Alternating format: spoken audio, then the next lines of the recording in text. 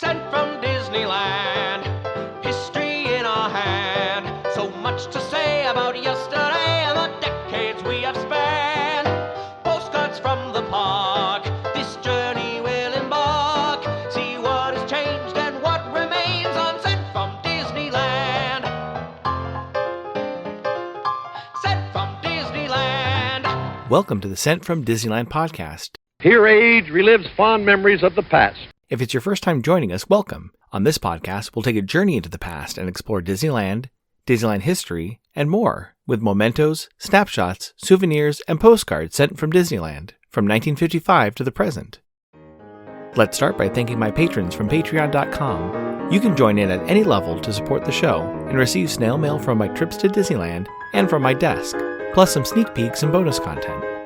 Special thanks to Random Olive, the first patron to this podcast, and to the rest of the e-ticket patrons, Tania, Eric Daniels, Monica Seitz Vega, Scott Cagle, Russ Romano, Michael and Christina Cross, and Sheila Harry.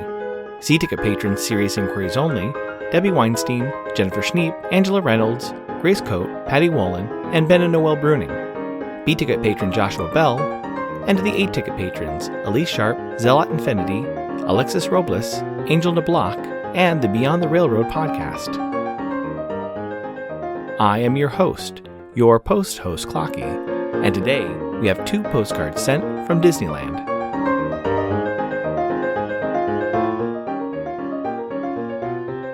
The front of our first postcard has Mickey Mouse leading the Disneyland band down Main Street.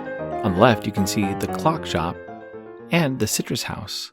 And all the way down Main Street you can see Sleeping Beauty Castle. On the back it reads, Leader of the Band. Mickey Mouse takes over from the drum major to lead the Disneyland band in a Main Street concert. The band plays music from waltzes to marches. It's postmarked March 19, 1990, with an Anaheim cancel and a 25-cent Lou Gehrig postage stamp, Scott number 2417. I assume they visited the park on Sunday, March 18, 1990, when park hours were from 9 a.m. to midnight. The weather was a high of 79 and a low of 41. It's addressed to the Berries of San Rafael, California. It reads, 3/18/90. Connor and I went to Disneyland at 7:30 this morning. By 12, I understood what killed Walt. Our car on Toad's Wild Ride was called Winky. Connor got scared and cried. Right now we're swimming at our motel pool. We'll try again this evening. Love, Connor and Robert. Since this year marks Disneyland's 70th year, I found my maps from half that time, 35 years ago. Disneyland was celebrating its 35th year. In my collection, I have 2 maps and 32 Disneyland Today daily guides from 1990. In general, the 2 maps are the same. There were no changes to the park mid-year. The differences between the 2 are their covers and promotional advertisements inside of them. The front of the older map has the inflatable Pluto float from the Party Gras parade. In front of the float is Mickey, Donald, and Goofy, along with some parade dancers being showered with confetti. In the background is Sleeping Beauty Castle with guests filling the bridge. The second cover has the Minnie Mouse and Mickey Mouse inflatable parade floats, with the Jester float in front with Mickey and Minnie and some dancers. Looking at footage of the Party Gras parade, these were definitely staged or composite photos. The characters were in different outfits for the parade in the park. The advertisements in the Pluto version of the map include full-page ads for Chip 'n Dale Rescue Rangers and DuckTales, weekdays from 4 to 5, Dick Tracy coming to theaters, and Honey I Shrunk the Kids. Available on home video for $22.99 on March 16th. The mini version of the map has ads for the Disney Afternoon, starting this fall, the Jungle Book re-release to theaters July 13th, and DuckTales, the movie, opening August 3rd, and the VHS release of The Little Mermaid, available for a limited time for $26.99. Add some flair to your mail by checking out stamps at Enfield Post. You can explore different stamp options on our Etsy site, grab some great deals by following EP Sunday Sales on Instagram, or create something special and have her design a stamp array for your invitation or celebration. You can head over to EnfieldPost.com and explore all the different vintage postage stamps you can use on your next card or letter.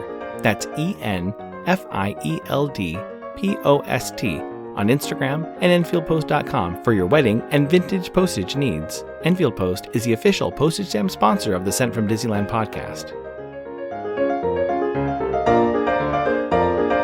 The front of our next postcard has the Ernest S. Marsh pulling into the Main Street Railroad Station.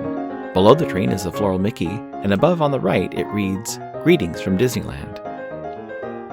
On the back it reads, "Guests entering Disneyland are greeted by a floral Mickey Mouse and the Santa Fe and Disneyland Depot, where a scaled-down model of a passenger train of another era puffs out of the station to take them on a scenic tour of Disneyland."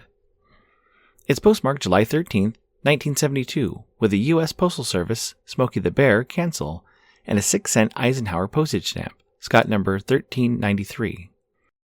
I assume they visited the park on Monday, July 10th, 1972, when park hours were from 8 a.m. to 1 a.m.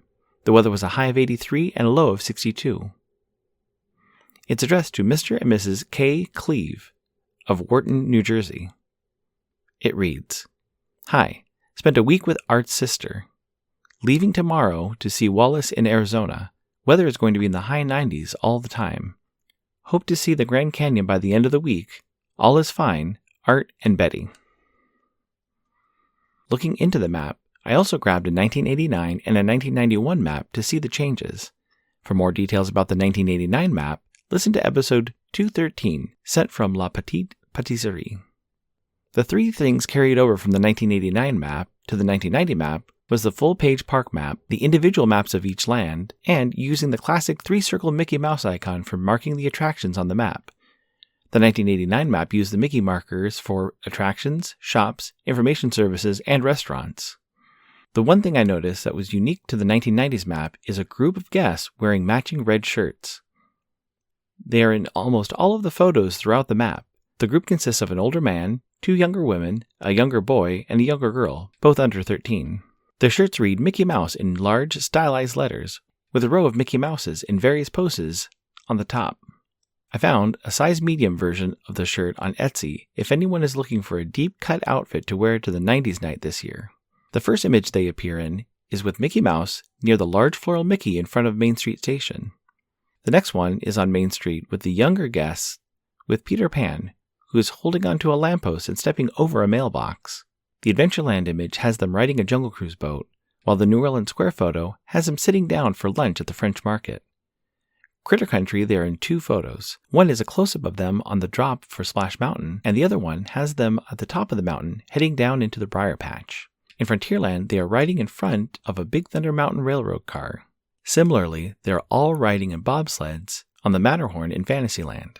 The last photo is just the 2 guys riding the Tomorrowland rocket jets. This group doesn't appear in the late 80s or the early 90s maps. I'll keep an eye out for this stock footage group. I wonder where they are today.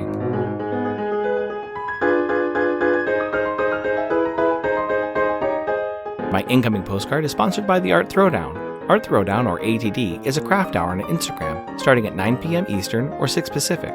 Art Throwdown is a wonderful community of artists who love to share their craft, from creating sticker postcards and coloring techniques to intricate paper cutting and unique crafting. It's always a treat to watch a show and occasionally get some one-of-a-kind postcards from the group. Each host brings something a little different to each show. I'll list some of the regular hosts, or you can follow Russ Romano 2021 on Instagram. The front of my incoming greeting card has a metal Mickey Mouse ornament with a decorative wreath on a green background. Underneath it, it reads, "Hope your Christmas is just the way it was meant to be. Very merry."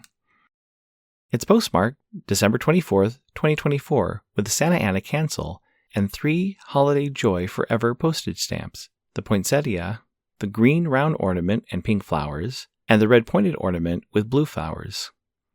Scott numbers 5941, 5943, and 5942, respectively. It reads, "Clocky, wishing you a Merry Christmas and a Happy New Year. Thank you for being so kind in sending postcards and holiday cards. Hope you like this card. Sincerely, Belle, December 2024. Thank you so much for the postcard, Belle. I love this card. It's always great to find, send, and receive unique mail. I was away from my P.O. box for a while during the holidays and was surprised to have a full mailbox with some great holiday cards and postcards. Another great card I received was from someone who I'd sent a postcard to this year, who also met my mother while they were both vacationing in Europe. It reminds me how small this world can be and how sending out some fun magic mail can connect us. Let's send more mail in 2025. Thanks for listening to Sent from Disneyland. If you enjoyed this podcast, please subscribe and tell your friends. It would also help to leave a 5-star rating and comment on whatever podcast platform you use. If you'd like to support the show financially, please check out our Patreon page at patreon.com/sentfromdisneyland. You can find me on Instagram and TikTok at Sent From Disneyland, or my website, sentfromdisneyland.com. For questions and comments, send me a postcard addressed to Sent From Disneyland, P.O. Box 44, Hood, California, 95639. This podcast is not affiliated with Disney, the United States Postal Service, or any post office or Disney-related properties. Opinions expressed on this podcast belong to the host and guests of the Sent From Disneyland podcast. This podcast is produced and edited by Clocky McDowell, website designed by Misty McDowell, theme song was written and performed by Noah Sunday Lefkowitz. Take it away, Noah.